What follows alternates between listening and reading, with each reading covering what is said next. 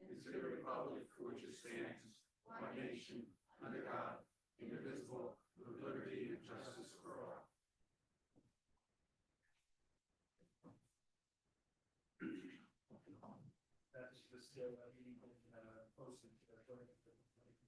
Yes, Chairman, it has. Mr. Davis. Here. Mr. DeWise. Here. Ms. Fisher. Here. Mr. Grillo. Here. Mr. Parikh. Yeah. Councilwoman Roberts. Here. Mr. Scott. Chairman Sabrowski. Here. We have a quorum. The minutes from the January 9th, 2025 are available. Anybody have any questions, comments, or edits for? If not, can I get a motion for approval?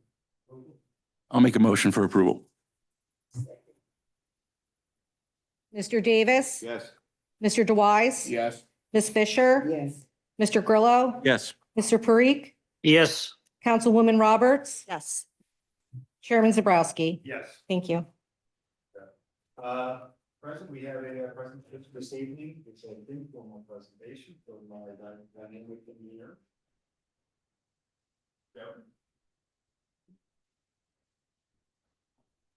Good evening, Commissioners. My name is Thomas Roselli. I'm an attorney from the law firm Roselli and Roselli. I'm here on behalf of Larry Sachs, the attorney of record who got called out of state on an emergency. We are here this evening for an informal presentation on behalf of Paramount Realty NJ LLC for a proposed self-storage facility which is located at Main Street and the Garden State Parkway here in obviously Sayreville, New Jersey. It's blocks 333.02, lots 1, 2, and 3. I have Tom Mueller from Dynamic Engineering Consultants, who is going to explain to you and show you our concept for the property. And we also have a representative of the company for any questions. I would like to ask Tom Mueller to come up and begin his presentation.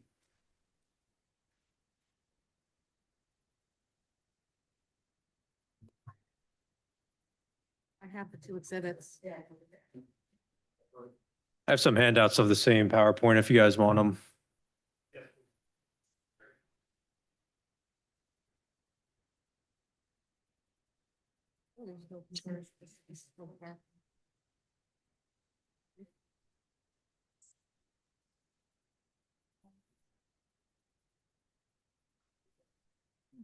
Bring PowerPoint presentation, but there's no slide. Hold on, let me see. Oh, there you go. I found it. And just to note, Mr. Scott has arrived as well. So maybe we can. Hold on, hold on, thank you. Time this. Yeah, sorry.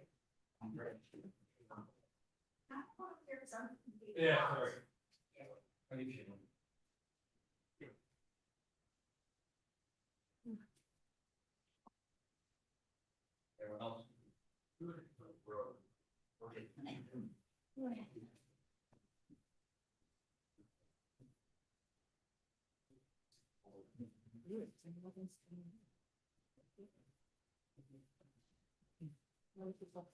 All right, good evening. My name is Tom Mueller. I'm with Dynamic Engineering Consultants. I'm the applicant's civil engineer for the project. I've been involved in this project for a few years by now. I presented in front of this commission a few years ago. It was actually previously reviewed last in 2023 by Sarah under a different applicant, Insight Property Group. They've since left the project and Paramount Realty took over the project. From a grand scheme of things, it's almost identical. We did shave back some of the yield, and which I'll go through in a few minutes. But what we're here tonight is basically to refresh you with this project and hopefully take the next steps with a redevelopment plan amendment to proceed with the next steps of the project. So there's just a really short PowerPoint here. I'm not going to go through everything here, but Paramount Realty is a new applicant, so I believe they would be requesting to be deemed an approved redeveloper for this project. But obviously you could read about them. They're a very large developer throughout the state and throughout Pennsylvania. I've personally worked with them on many projects, including self-storage projects, so they're more than capable. But as Tom mentioned, this is block 333.02, lots 1, 2, and 3. We have frontage on Main Street only. There's also frontage on the Garden State Parkway, but our only access is on Main Street. The site's about 3.4 acres. We have about 316 linear feet of frontage on Main Street. And then there's a large JCP&L transmission line easement in the rear of the site. So the first few slides are really just going through the Paramount history and what their previous projects are. But if you want, we could skip to Which slide? slide, just two more slides.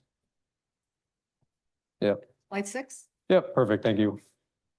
So this is the site, this is just an aerial image. Right now it's undeveloped. Our frontage is on Main Street, which is in the middle of the exhibit. North is to the top of the page. You see the Garden State Parkway on the right side of the exhibit, but as I mentioned, we're only fronting on Main Street. Then you have the Kennedy Apartments immediately to the west of us, and then you have Robin Hood Drive to the south of us. And as I mentioned, previously undeveloped. There's a pocket of wetlands along the front of the site. So as you see on the next slide, the project was designed to avoid that. I do have a colorized version of this site plan. So if you don't mind skipping to the last slide, that'd probably be the best thing to look at.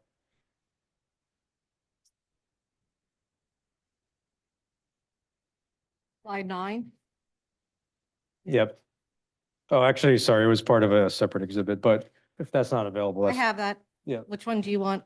great. This one? Part of the printed package has the rendering at the end.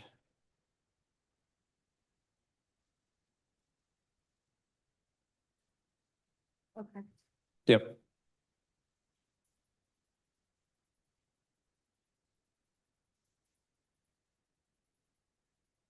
Perfect. Yeah. Thank you. So same exact north orientation, Main Street's on the bottom of the page, the parkway's on the right side of the page, but this shows exactly what we're proposing. It's just a colorized version of the site plan that was submitted. It shows Main Street on the bottom of the page, and then it shows them one main access drive coming in on the western side of the site. So that's a two-way movement coming into the site. And then it opens up to the back where we have our parking area and then our self-storage building shown in the orange color. So one of the major things that we did since this was last presented in 2023 was that we reduced the height of the building by 1 full story. So we reduced the size of the building by over 22,000 square feet. We also were able to redesign the building footprint to provide an internal loading area. Previously, there were no internal loading areas. All the loading would essentially happen outside the building. But we were able to rework the parking and rework the building footprint a little bit to allow for that internal loading area, which is shown in that brighter orange color. And as a result of that, we were able to reduce the gross floor area to 109,537 square feet. So that includes a footprint of 24,333 square feet. There's a small cellar, which is 13,000 square feet. And then the floors above that are basically 22,000 square feet on the first floor and then 24,000 square feet on floors 2, 3, and 4. Other than that, there have been no major site plan changes. The driveway and the location of the access to Main Street has been reviewed and approved by the county. There was a lot of thought that went into where that went due to the wetlands locations, due to our separation to the driveway, to the Kennedy Apartments to the west of us, due to the site triangle considerations to the Garden State Parkway ramp. That driveway was the ideal location and it is approved by the county. We're more than willing to provide the traffic analysis to support this as we advance with the project. But this driveway has been designed to be safe and definitely efficient for this site. I think it goes without saying how limited traffic is for self-storage uses just in general. They're extremely low traffic generators. You're seeing a couple customers a day. This is not a daily use operation. It's truly just for long-term storage for the local residents. That's really it from a grand scheme of things on the layout. Just really quickly on zoning, we are in a redevelopment area. This is the waterfront redevelopment area, parcel J. The underlying zoning is in the LI4 zone.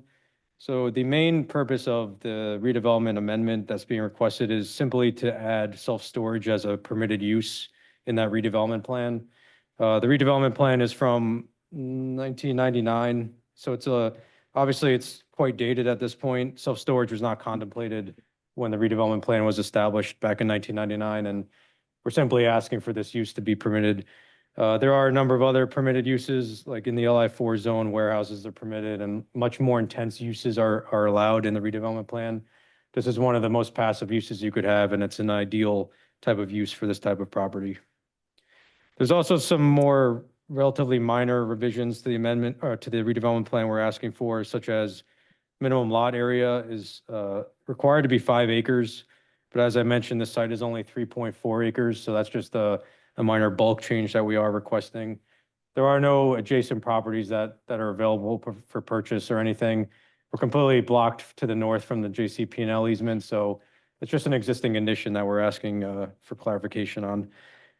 And then we're just looking for clarity on the building height. There is really no requirement for building height in terms of number of stories or height of the building now.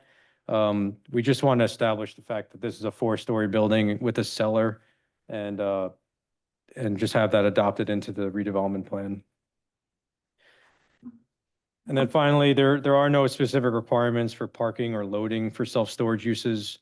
We have a lot of industry data that shows that this project would be perfectly suited with the amount of loading and parking that we have proposed. So we did provide a red line markup of the redevelopment plan with our recommended parking requirements and loading requirements. So that is something we would ask the borough to consider. But other than that, that's the grand scheme of the site plan design. And then just for a quick visual, we have some elevation drawings that were prepared that just show you what this building is going to look like. So I'm sorry if you don't mind going back to the PowerPoint.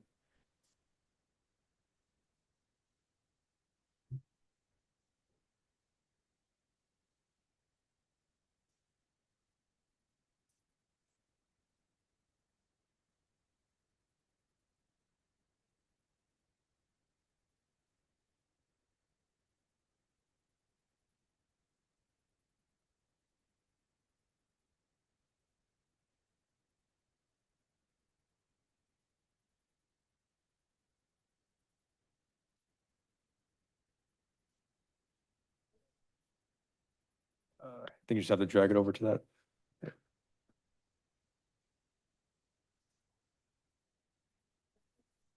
Yeah, perfect. Thank you. This is just an example rendering for the site, just showing what the elevations of the site building could actually look like.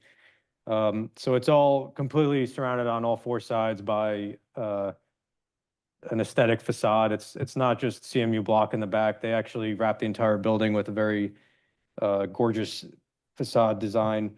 There's no lighting or windows or anything above the first floor. There's very limited windows just for the office, just for your standard access into the office. But you're not going to see large windows or signs or lights like you see on some modern self-storage buildings. We're very aware of the fact that there are residential uses in the area, so we are not proposing anything along those lines. It's a very subtle design. This is just basically the first draft of the design, and it's subject to some refinement, but this is roughly what they're considering doing on this site. The rendering on the left side of the screen also shows how far set back we are from Main Street. It shows some of those trees along the front of the site and that wetland area. So we're not right up on the street. It's really set back a few hundred feet from the road. And then the image on the right simply shows the interior where the parking is going to be. You essentially won't be able to see that from Main Street, but it just shows that we're wrapping the entire building in a nice facade. And then the next slide just shows another 2 perspectives of the building. Just on the left shows the rear of the site where some of those loading areas are going to be. And then the right side of the screen just shows what the building is going to look like from the Garden State Parkway off-ramp. So you could just see the mass of the building compared to the roadways. But that's really my presentation. Just we're taking the first step here and be happy to answer any questions or go over anything I missed. Questions or comments from the commissioners?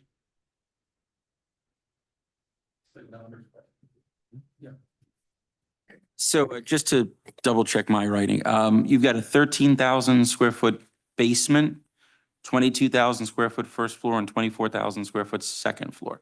Second, third, and fourth are 24,000. Oh, second, third and fourth. Okay. Yeah. And is the basement used for storage space Yep. for customers or is it operational storage space. It's all storage for customers. And how many units do you get out of all that space? The unit mix is still being established. It's something that would be done over the next few months, but just in general, you'd see like between 800 and 1,200 units in this building. It really depends on what size the market demands, smaller units or bigger units. Thank you. My question is just about how it's going to be visible to the residents. I understand that it's kind of a very deep property. So is the top of the building going to be visible, even though it's not lit, to the residents on the other side? Or will they just see the trees and the facade and the driveway? How much will they see? They might see the third or fourth floor. They're not going to see the full building. It's going to be substantially buffered, but there will be some visibility of the building above that existing tree line. The Robin Hood Drive residents, I've been out there a number of times. They're all inward facing, obviously. None of them face onto Main Street. They all face Robin Hood Drive and the streets inside. There's a fence along that Main Street property line, and we offset that driveway from Robin Hood Drive, so you're not really going to have any headlight glare going in down Robin Hood Drive. But to answer your questions, a part of the building will be visible, but you won't see any lights or anything or windows at that elevation. Thank you.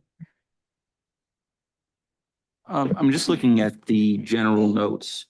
I think there's 3 or 4 different owners of these different parcels. Is that correct? You don't own the site outright, from what I'm seeing? No, Or the developer, I should say. Paramount's the contract purchaser, and it's owned by 2 people, James Leonard and Frederick Curtis, to my knowledge. That's based on most recent tax information that I have. But we don't own the property yet. We're just the contract purchasers. Is this open 24 hours? No, it won't be open 24 hours. We haven't established exact hours yet, but the office is your general hours, like 7 a.m. to 8 p.m.-ish, but it's not always open. I don't know if it was discussed yet, but was there, and I don't want obviously testimony at this point, but just a discussion on the circulation of, or which way traffic would flow? Is there going to be limited access, or how will that work? It is a main two-way driveway to Main Street. It's all going to be focused in that one driveway, but then it is 2 ways throughout the entire site. So as cars come back down to Main Street, they can make a right or left back onto Main Street. That has been approved by the county, but we're not forcing lefts or rights out of the Main Street driveway. They can go left or right. Mr. Chairman, our office previously reviewed this use in the past. We thought it was a reasonable use because of the abnormal lot size and the restrictions with traffic, how it's low intensity use. We did have some concerns with the driveway where we thought a right in, right out might be more efficient because of the proximity to Robin Hood Drive. It's a borough design standard to stay a minimum distance from driveways. So that would be something that we'd have to look at. But the lot is limited because of the JCP&L easement and the wetlands. So they designed around it. There aren't many other uses that can fit on this property, so it would be reasonable. However, there are a couple amendments we would need to make to the redevelopment plan, such as parking, loading, as described. The previous time they came in, there were height concerns. However, they fixed that, so they have made some adjustments. But it would all be something that we would need to look into. But it would be a reasonable use, just it would need to be approved by the commissioners. Sure, Vina. So I'm obviously looking at the site plan for the first. And I have worked with storage facilities before, so I do agree it's a benign use, especially for a site like that. But I would recommend, and I'm sure it will be covered by this site plan when they review it. But since we're making an amendment to the redevelopment plan, right, something to look at is, I'm looking at the Main Street view. You do have some trees planted, but I would recommend some shrubbery too, a high shrubbery, so that there is a visual screening and you don't see the bottom. Because I have noticed with trees being planted, still the bottom half is seen. And I think for residents living across the street, it makes sense to have that visual barrier and make it more attractive. The other thing I noticed is your landscape buffer along the west side. I know you're trying to fit in as much with landscaping, but there is a sliver where the trees or the landscaping thins out. I think just looking at the layout, there are some adjustments that you can make to the building angle so that you get a little more buffer in that sliver area. You know what I'm talking about, Yes. right? Yep. Because if you tilt the building slightly towards the basin, you will be able to get a wider buffer along that sliver area. And I think that would be quite appreciated. Yeah, that's definitely something that we could look at. It is important to note this building is completely compliant with the existing bulk requirements in terms of setbacks, meets the 50-foot setback up to all property lines. But I fully understand what you're looking at. We could definitely take a look. It would be, like, suppose there was no redevelopment plan in place. You would be in front of the zoning board and you're trying to justify your use variance with the positive criteria, right? Right. So then in that sense, aesthetic improvements or the landscaping helps you gain that use variance. Luckily, you're amending the redevelopment plan, but I think that is something the agency would want to see, the board would want to see as well. Absolutely. Yep. We also have that sidewalk along that western property line, so I might be able to flip that to the other side of the driveway to pick up that green space.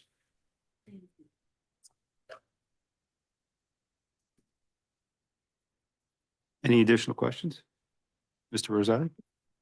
Anything? There's no other questions. You also have a representative from Paramount if they have any questions. Otherwise, we would just ask that, any other feedback you'd want to give us, because we'd like to proceed with an application. Well, here's my recommendation, and I did speak to Mr. Sachs about this already. This application, not in front of this board, but in front of Borough Council, received quite a bit of concern by local residents. One of the recommendations I had early on with Mr. Sachs, which hasn't been done at all, was a community outreach. I specifically would ask that you engage in that. We can assist with that community outreach by providing a meeting space or what have you, but I think it's important for you to be able to talk to the residents and see what their concerns are. And it looks to me that you've really addressed them in many ways, but I think it's important for them to be comfortable as well with this application. And then we can begin the more formal process after that. We have no problem with that, and we'll start making arrangements between Mr. Sachs, my clients, and the board to come up with a date where we could get a word out to the public and definitely have that outreach. Thank you, Mr. Rosali. Appreciate it. Anything else from the board this evening? Feedback? I think we're We'll take good. that under consideration along with the items that were mentioned tonight, and we will see you again. Thank you. Appreciate it. Thank you Thank you very very much. much.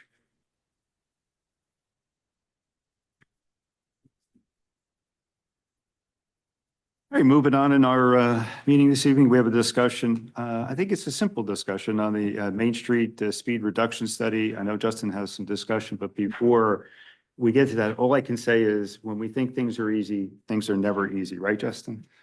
Unfortunately. So we tried to save you a little money just by talking directly to the county. We told them that we believe this road qualifies as statute to 25 miles per hour due to the schools, the municipal building, and they agreed with us, but they also said at some point this road was changed from 25 miles per hour to 30 miles per hour. So you need to give us something else that shows why we should change it. So the first step was to provide that speed survey we did, where the police for a week took the speed of the cars.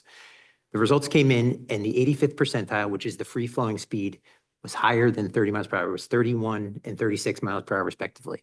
Now that sounds like it might be good, but in this application, you want your speed to be within 5 of the free flowing, because then you could just say cars are doing this anyway. It's safer. We have to change it.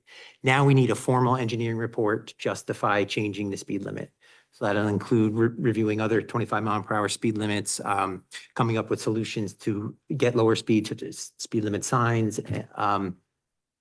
So we put together a proposal to do the required engineering report to try to get Middlesex County to lower the speed limit.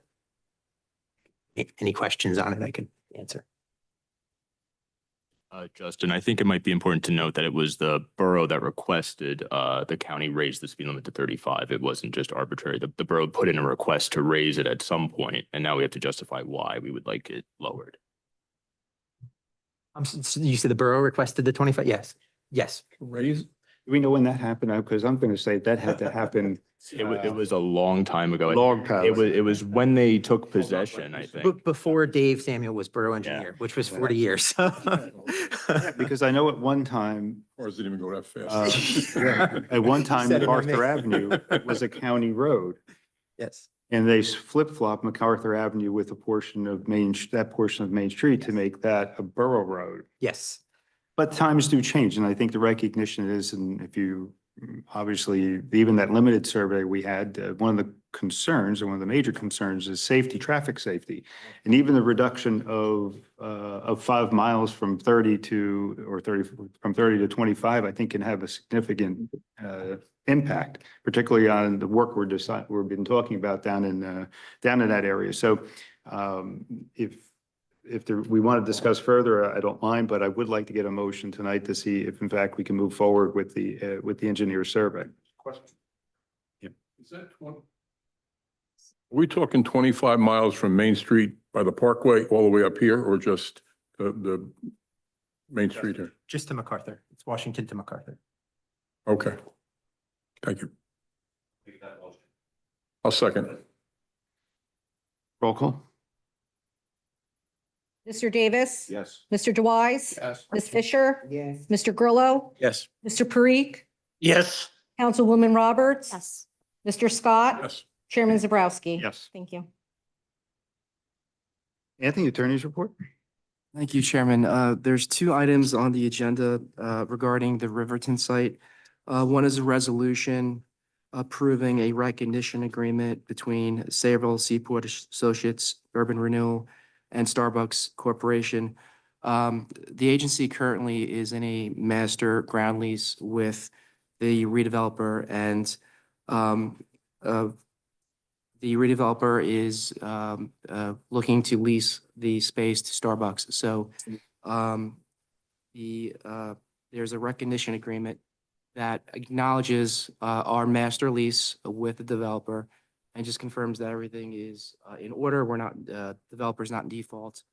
This is a standard form document that is required from the leases. So you'll see this for Starbucks and other tenants that are looking to lease space at the Riverton site. Okay. The second resolution is a resolution approving a sub-project allocation agreement form for Bass Pro Shops. In the redevelopment agreement between Sarah and SSA, the redeveloper is allowed to develop the property in sub-projects, and when they do so, they have to provide a sub-project form to provide the information. In this case, they're providing information on Bass Pro. The sub-project form is attached to the master redevelopment agreement. So again, this is a standard form, and you'll see this as new tenants come online. If anyone has any questions. Questions or comments for our attorney? For each, put your phone up there.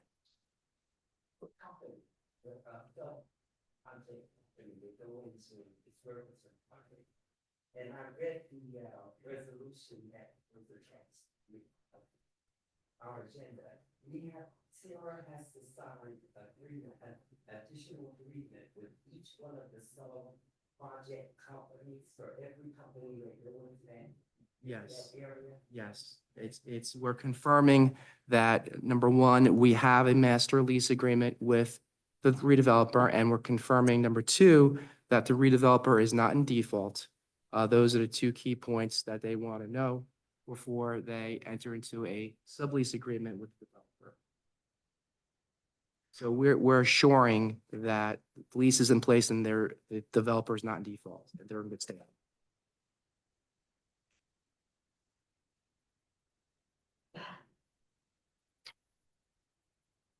Any other questions or comments?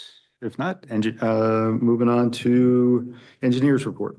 Mr. Chairman, as everyone can see in the photo provided, work is continuing at the river site. The Bass Pro Shop steel framing has been completed and they are continuing at a very rapid pace. I highly recommend going out to see it. It's very interesting to look at. We have our upcoming BDA meeting, February 25th, where we'll find out more about the in-site cleanup. And that's all I have for today. Questions or comments for our engineer? If not, moving on to our executive director's report. Himanshu is on the other side of the world. And we have Zach. Yeah, he's enjoying Australia. He sends his best. I spoke to him today. So as Anthony and Justin discussed, the Riverton project is continuing. You have the 2 resolutions that'll be coming up.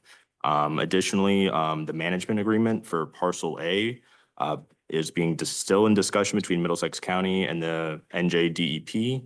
Middlesex County has done their part and submitted a proposed agreement to NJDEP and is currently awaiting a response. I spoke to Middlesex County earlier this week. They anticipate some response, either a signed agreement or some feedback in the coming weeks.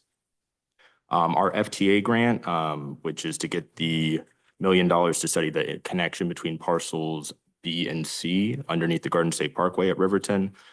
Sarah has submitted all necessary documents to finalize the onboarding process. At the February 10th meeting of the North Jersey Transportation Planning Authority Regional Transportation Advisory Committee, they approved an amendment for their fiscal year 2024 to 2027 transportation improvement program that added the Sayreville Waterfront Multimodal Transportation Improvement Project. So this is a critical milestone in securing our funding and getting us closer to being able to conduct that study. The area in need of redevelopment recommendations. The planner is going to be coordinating with the planning board and borough council schedules to establish some timelines for preparing and presenting Sarah's recommendations. Once these timelines are finalized, they'll be shared with the commissioners. It's important to note that they could be subject to change due to scheduling factors or unforeseen circumstances. The Main Street and downtown revitalization. So we've sent the letters out to the property and business owners in the Main Street area. We've already started receiving some responses. We're going to be scheduling some meetings in March to gather some additional input from the residents and business owners on what they would like to see in the downtown area. We also have some discussions underway about branding and marketing strategies to create a distinct district and a cohesive identity for the area. It can include an overarching theme that can be reflected in banners, signage, marketing materials, and enhancement projects. And I spoke to Commissioner Grillo about this. I don't know if you want to expand on that at all. I know it's your area of expertise. Sure. We had a terrific meeting, I guess, about a week ago or so. Mr. Delina was involved in it as well, given his marketing background. So we were looking at how to create an effective brand identity for the downtown. Taking it slow, right? We've talked about this is very remedial. Let's get our feet wet and get the community to understand what we're trying to achieve. And so, as Zach said, banners, welcome signs, more trash receptacles, seating, things like that. But most importantly, making sure that what we're doing matches a theme that we are trying to push forward. So the first thing is trying to figure out that theme, right? What is downtown Sayreville? What are we trying to achieve by promoting it? Who are the people that we're trying to attract? So there's a whole sort of established process of doing that. And Kevin and Zach and John and Himanshu were all involved in that discussion. And we'll have some results to bring to you guys, I think, within the next month or so. And I think we're trying to hang on to the history of this community and really tell the story of the history of the community while also embracing that this is an area that does need revitalization, but they don't have to necessarily be two separate things. Thank you. And the final item is the Sarah Spotlight podcast was launched. So the first episode of the Sarah Spotlight was released on the agency's social media channels. This episode featured Chairman Zabrowski providing an overview of Sarah and the redevelopment process. If you haven't already, make sure to follow the agency on Facebook, Instagram, and LinkedIn to stay updated. And thank you to Kevin for all of his work on that. It really turned out excellent. If you haven't had a chance to watch it, please watch it. Very good. And that's all. Questions or comments for Zach? And just one comment, I believe, Steve, that will be part of our workshop discussion, right? And for March, right? Where's that? Yeah. Just one. The letter that went out, is that the same letter the commissioners received in December of the draft? Yeah. Is that the same letter? Yes, it's the same one. Kevin, I don't know if you want to take a moment to talk about some of the subjects that will be upcoming on the podcast that we'll be working on. Good evening, commissioners. I hope you guys are having a great week thus far. So our first episode was filmed 2 weeks ago, I believe, edited, posted last week on social media. Our upcoming episode in March, we're looking to introduce all of you to our community. So Zach and I will be reaching out sometime shortly to schedule a time for you to come by in March and record a few seconds of yourself explaining who you are, what you do, and your involvement on Sarah. That's for the next episode. And then after that, we're probably going to outline some other things. I know we were also discussing upcoming projects, having our professionals do some things as well. So we probably have about 3 or 4 episodes planned, and we're looking forward to getting all of you in front of the camera and having you explain yourself to the community. So thank you, everyone. Thank you, Kevin. And one of the parts too is we are opening up, we always have open discussion as to other opportunities for our podcast, opportunities for discussion, what have you. The theme of the podcast obviously is the promotion of the borough of Sayreville, right? How best to be able to extend our reach out to other communities and also to business owners and large corporations and small business owners and families that want to move into Sayreville with an eye on why Sayreville would be the right choice. And they picked you to be the first guy? Somebody had to do it. Really? Oh.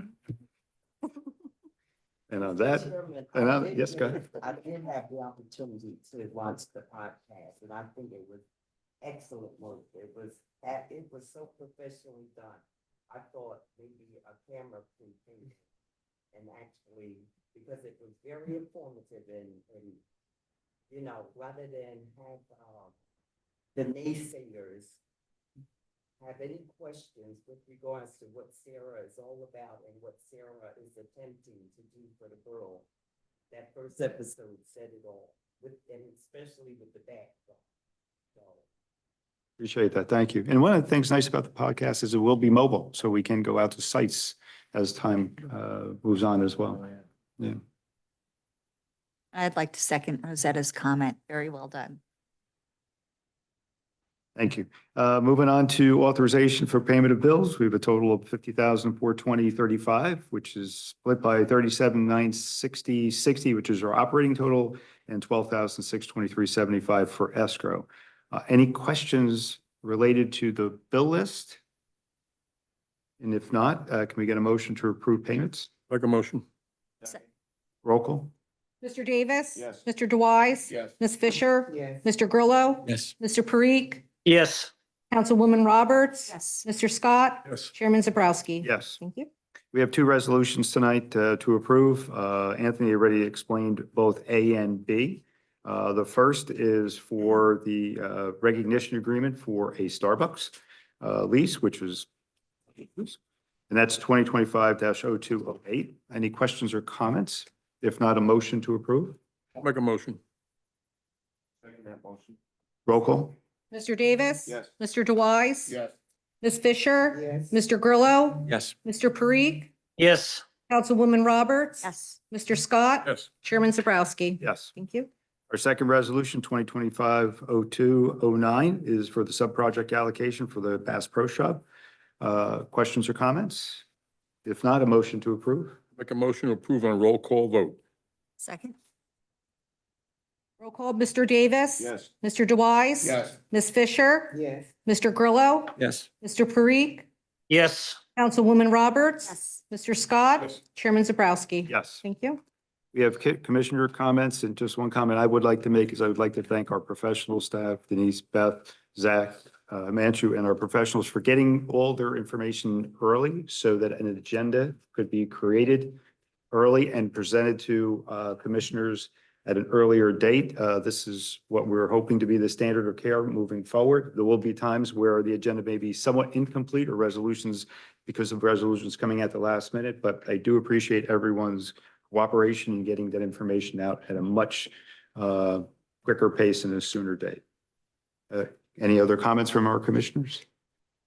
Chairman, would you like me to review the traffic pain point study? Please. Okay.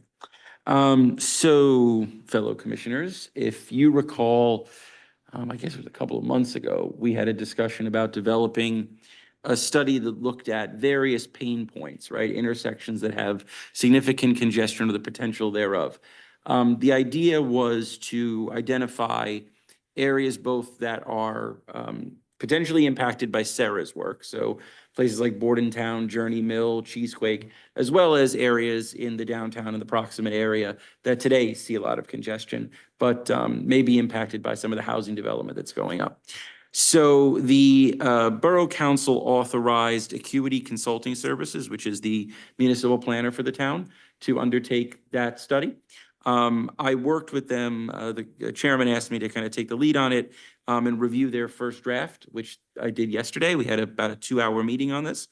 And so I'm not going to go through it in detail. They'll do that probably. This will probably be ready in March, Chairman.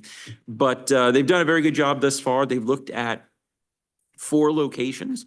The first one is Chevalier and the Garden State Parkway, so the entrance today to Riverton. There are definitely some long-term concerns over truck traffic and turning widths and things like that. And if you drive that, like I do every day, it can be a fairly problematic intersection, and it's only going to likely get worse. And so there's some suggestions for traffic management there. They also looked at the intersection of Main Street and the Main Street extension. So when you're coming down from the police department and the vet hospital, and then of course, if you're coming down the extension, it's a somewhat strange intersection that gets bottlenecked, especially in the afternoons. So they've got some ideas for that. And then that also sort of has a butterfly effect because there is I think it's Stiegel Drive is where the new housing development is being built currently. And then of course, Crossman by the Quick Check. All of that compounds itself, especially in the PM rush. And so they're looking at some options there to try to help move traffic a little bit more freely. Of course, as we all know, there's really only 2 roads in and out of the residential areas. It's Washington and Main. And so Main is fairly congested as it is. They also looked at the intersection of Washington Road and Ernston Road. So that's where the ShopRite, the new Dunkin' Donuts, the Shell station. From a vehicular perspective, it's really not all that bad, but the high school is there, right? And so you do have a lot of pedestrian traffic. And so they also looked at Main Street and Crossman, as I mentioned earlier. And then Himanshu and the chairman asked them to expand this and look at the Bordentown corridor as well. So they're going to look at Bordentown and Ernston, which I'm sure we all know is something to avoid at most times. Repeat, where was that again? Bordentown and Ernston, underneath the railroad bridge. The worst. And it's a fairly large intersection physically, but there's no right turn on red. There's a whole host of things that I think could be potentially improved. And the same thing at Bordentown and Cheesequake and Bordentown and Journey Mill. Those 3 sites will obviously be impacted by a lot of the work that Sarah is doing in terms of industrial development. So we had a very productive meeting. They also included demographic information related to population and housing, commuting trends. They looked at the 2024 circulation plan, which was done by the previous municipal planner, tried to incorporate some of this. Remember, this is not a circulation plan. This is more of a site-specific, issues-driven plan. So I think we'll get some really actionable results that could be done at the municipal level. Most likely it's going to be at the county level, but it'll at least give us some ideas about what some of the potential long-term challenges may be, especially as it relates to truck traffic. But I'll coordinate with the chairman and Himanshu and Zach, and I think they will have a final draft by March that we could look at. May I make a comment about, I'd like to make a comment about the truck traffic. We won't comment about the traffic leaving the site, but I'm noticing a lot of trucks coming in too, and I hope that you address that. Which site are you talking? Well, I guess I'm talking about right now, the Cheesequake Road site. I always thought about traffic, how the trucks get out. Mhm. But I see more trucks now going toward that direction. And The Arsenal site. yeah. And I just been on stopped just recently on Main Street near the Dunkin' Donuts on Raritan Street. And where the trucks seem to be going toward that site. And I hope that that's addressed, not just the egress of the trucks, but some trucks got to come in so they can fill up and get out and everything. I'll relay that to them. Yeah, and, but, before that, I guess having traveled in New York City, this is like nothing, but, the only place that I really noticed any serious traffic is at dismissal and entrance time at the high school and junior high school.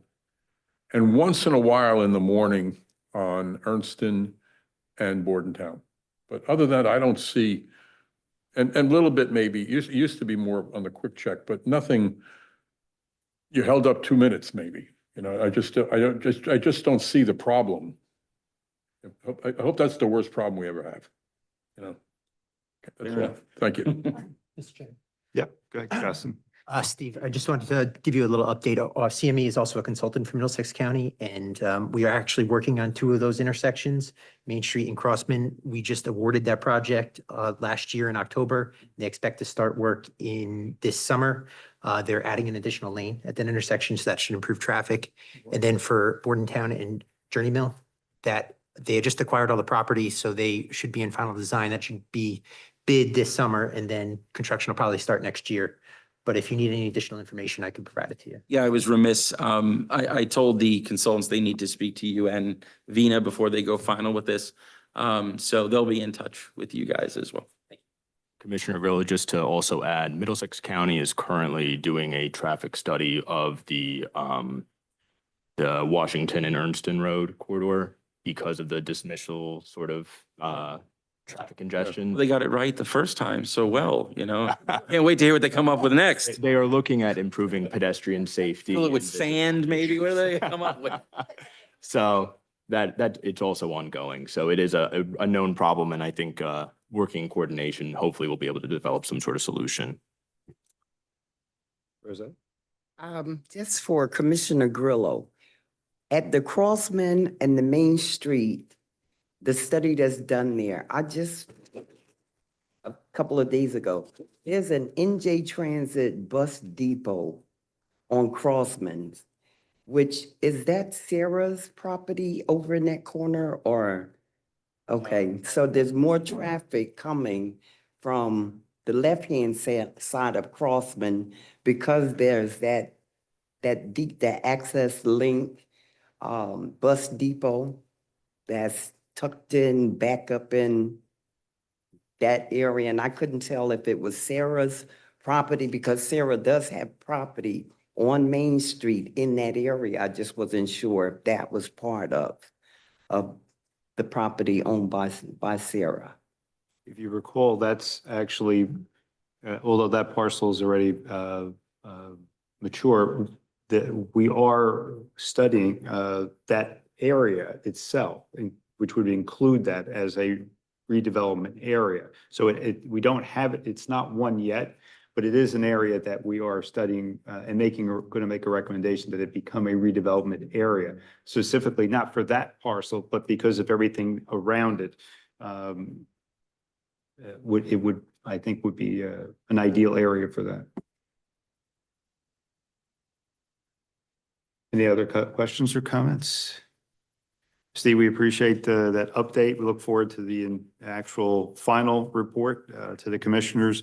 I think some people say, well, why have it? We know we have traffic. Well, the question is, that's true, but we need to know the origins, we need to know the reasons, and we also need to have some recommendations on how to calm that traffic as well. So hopefully that will be a very insightful report. Any other commissioner comments? If not, I'll make a motion, or can I have a motion to open to the public? Moved. Second. All in favor? Aye. Opposed? To help keep this meeting as organized as possible, we ask members of the public to approach, state your name, and strive to limit your comment to 3 minutes. All comments this evening should refer to redevelopment and agency and agenda items and be based upon NJSA 10:4-12A and the Sayreville Economic and Redevelopment Agency rules.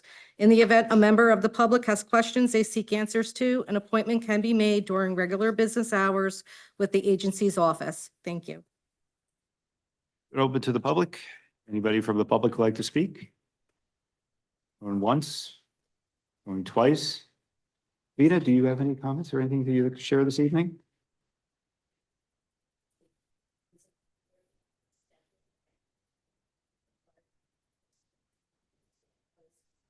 I'm done with